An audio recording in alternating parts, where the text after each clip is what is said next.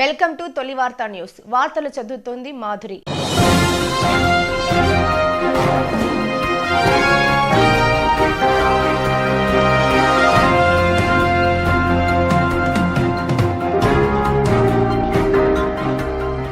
Welcome to తొలి వార్త. ప్రజల కోసం ప్రజల పక్షం. ఎమ్మెల్సీ ఎన్నికల్లో కాంగ్రెస్ కు పట్టం కట్టేందుకు సిద్ధంగా ఉన్నారు ఎమ్మెల్యే ఎన్ఎం శ్రీనివాసరెడ్డి. ఉమ్మడి మహబూబ్ నగర్ జిల్లా స్థానిక సంస్థల ఎమ్మెల్సీగా మన్నె జీవన్ రెడ్డిని భారీ మెజార్టీతో గెలిపించుకుంటామని మహబూబ్ నగర్ ఎమ్మెల్యే ఎన్ఎం శ్రీనివాసరెడ్డి ధీమా వ్యక్తం చేశారు. ఈ రోజు చిన్నారెడ్డి మరియు మల్లు రవితో కలిసి మన్నె జీవన్ రెడ్డి 2 సెంట్లు నామినేషన్ పత్రాలు ఎన్నికల రిటర్నింగ్ అధికారికి సమర్పించారని ఆయన తెలిపారు. టీఆర్ఎస్ పార్టీ బీఆర్ఎస్ గా మారినప్పుడే తెలంగాణతో ఉన్న పేగుబంధం తెగిపోయిందని, ఆనాడు టీఆర్ఎస్ పేరున గెలిచిన నాయకులకు బీఆర్ఎస్ గా మారిన తర్వాత వారు ఆ పార్టీలో ఇమడలేకపోతున్నారని, అందుకే వారంతా కాంగ్రెస్ పార్టీకి మద్దతు ఇస్తున్నారని, ఇప్పటికే చాలా మంది బీఆర్ఎస్ నాయకులు కాంగ్రెస్ పార్టీలో చేరారని ఆయన తెలిపారు. ఇప్పుడున్న పరిస్థితుల్లో బీఆర్ఎస్ పార్టీకి ఎంపీ అభ్యర్థులు దొరకడం లేదని, సిట్టింగ్లు కూడా పార్లమెంట్ ఎన్నికల్లో పోటీలో నిలిచేందుకు సుముఖంగా లేరని, కొందరు సిట్టింగ్ ఎంపీలు కూడా మా కాంగ్రెస్ పార్టీ వైపు చూస్తున్నారని, అంతేకాదు కేసీఆర్ కుటుంబంలోని కొందరు నాయకులు కూడా కాంగ్రెస్ పార్టీలో చేరేందుకు ప్రయత్నం చేస్తున్నారని ఆయన చెప్పారు. గత ప్రభుత్వ హయాంలో స్థానిక సంస్థల ప్రజాప్రతినిధులు తీవ్ర అన్యాయానికి గురయ్యారని, చేసిన పనులకు కూడా బిల్లులు రాక చెల్లింపులు లేక అనేక మంది ఆర్థికంగా మానసికంగా తీవ్ర ఇబ్బందులు ఎదుర్కొంటున్నారని ఆయన గుర్తు చేశారు. అందుకే పార్టీలకు అతీతంగా స్థానిక సంస్థల ప్రజాప్రతినిధులు అందరూ కలిసికట్టుగా నేడు కాంగ్రెస్ పార్టీకి పట్టం కట్టేందుకు సిద్ధంగా ఉన్నారని ఆయన తెలిపారు. ఈ కార్యక్రమంలో ఎక్సైజ్ శాఖ మంత్రి జూపల్లి కృష్ణారావు, సిడబ్ల్యూసీ ప్రత్యేక ఆహ్వానితులు doctor Chella Vamshichand Reddy, Mallu Ravi, Chinnareddy, minority finance commission chairman Obedullah Kotwal, TPCC ప్రధాన కార్యదర్శి వినోద్ కుమార్, దేవరకద్ర నియోజకవర్గ G Madhusudan Reddy, municipal chairman Anand Goud, vice chairman Shabbir Ahmed, DCC ప్రధాన కార్యదర్శి సిరాజ్ ఖాద్రీ, పట్టణ అధ్యక్షులు లక్ష్మణ్ యాదవ్, పట్టణ కార్యనిర్వాహక అధ్యక్షులు అజ్మత్ అలీ, కౌన్సిలర్లు తదితరులు పాల్గొన్నారు. మీ తొలి వార్త న్యూస్ ని సబ్స్క్రైబ్ చేసి, లైక్ చేసి, షేర్ చేయండి. లోకల్ బాడీస్ ఎమ్మెల్సీ అభ్యర్థిగా మన్నె జీవన్ రెడ్డి గారి నామినేషన్ పత్రాలు రిటర్నింగ్ ఆఫీసర్కి ఇచ్చి వస్తూ ఉన్నాము. 2 సెట్ల నామినేషన్ అయిపోయింది.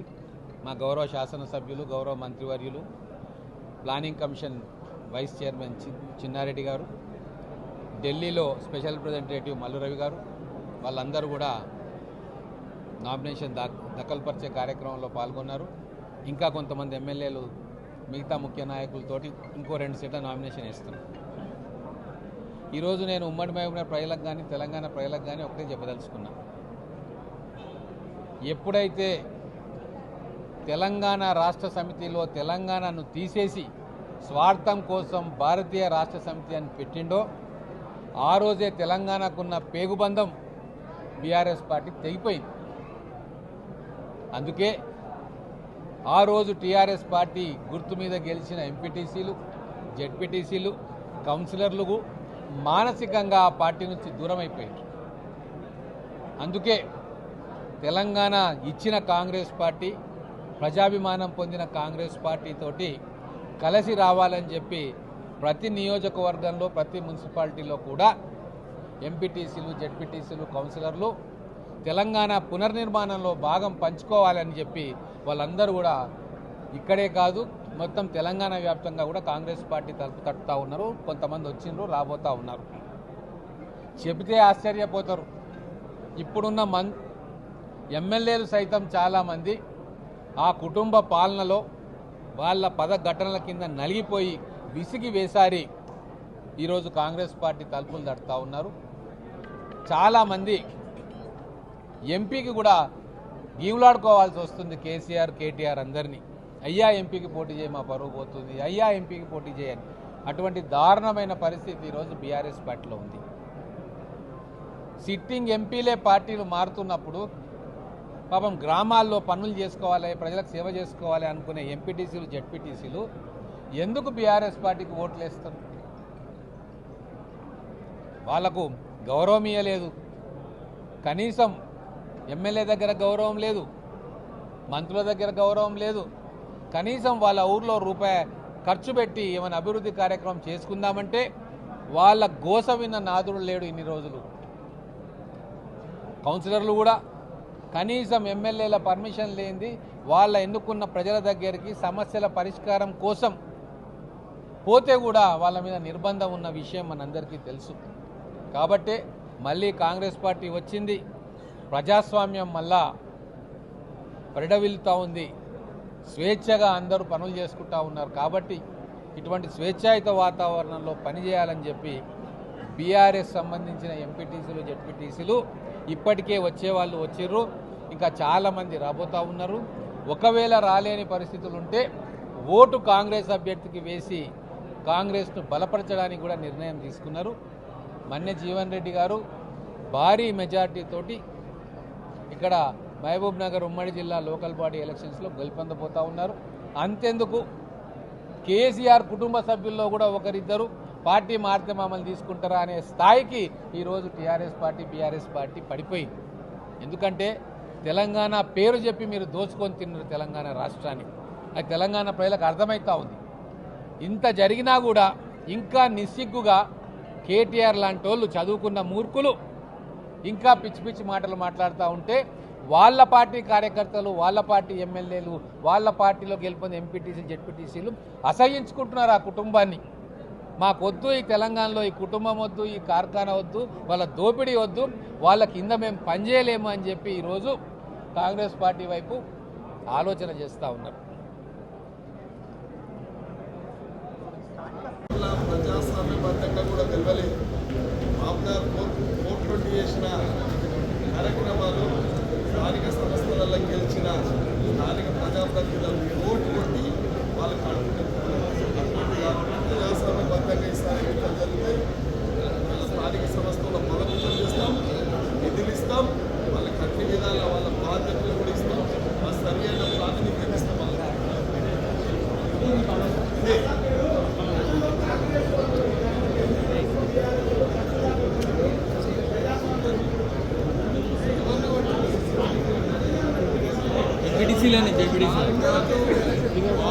వాళ్ళకు జరిగిన అన్యాయం ఆత్మహత్యలే శరణ్య మరణులకు పూర్తిగా భరవాసిస్తున్నాం.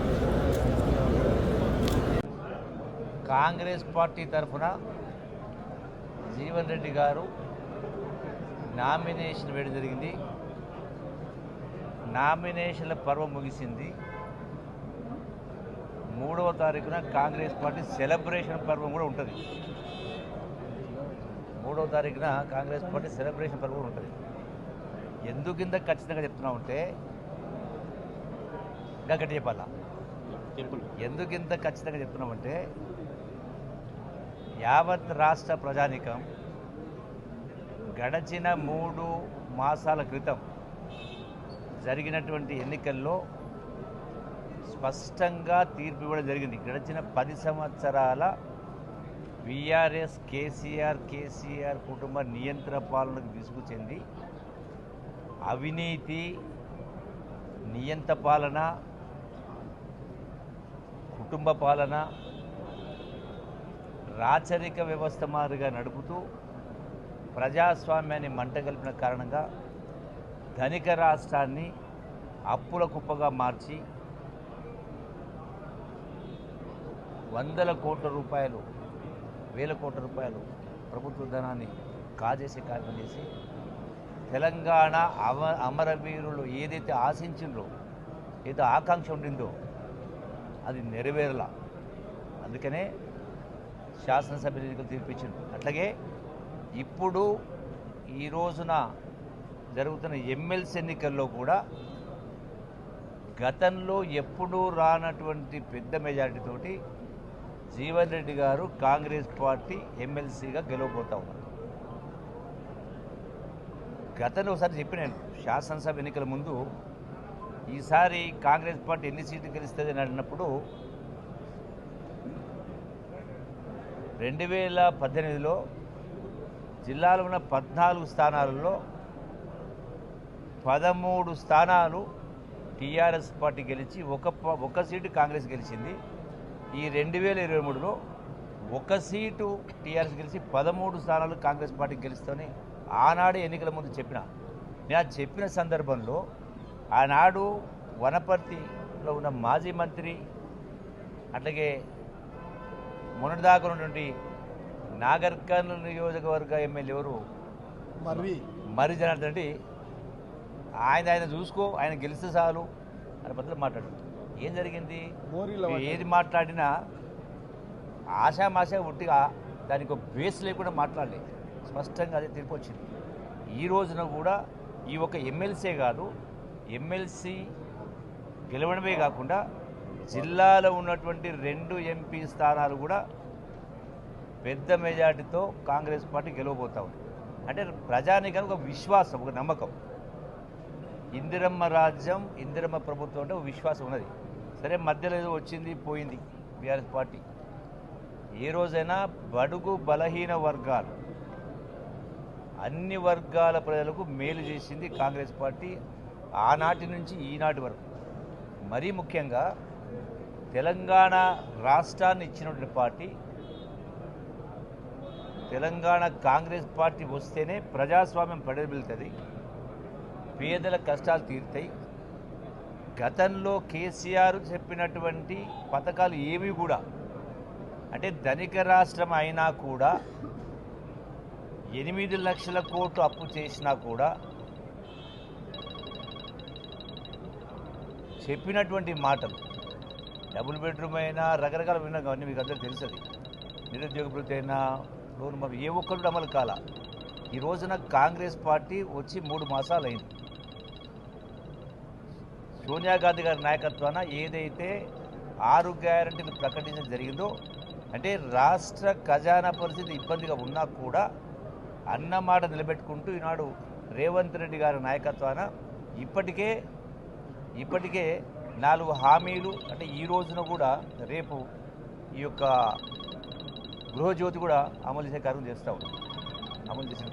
ఉన్నాం, అంటే ఒక నమ్మకం, ఒక విశ్వాసం, ఇవన్నీ కూడా అట్లాగే అంటే పెద్ద ఎత్తున 3,50,000 రూపాయలు ప్రతి నియోజకవర్గానికి 5 లక్షల రూపాయలు పేదవాళ్ళకి ఇళ్ళ కోసం ఇచ్చే కార్యక్రమం చేస్తాం. అట్లాగే రేపు మహిళలకు సంబంధించి కూడా మీటింగ్ ఉన్నది పెద్ద ఎత్తున.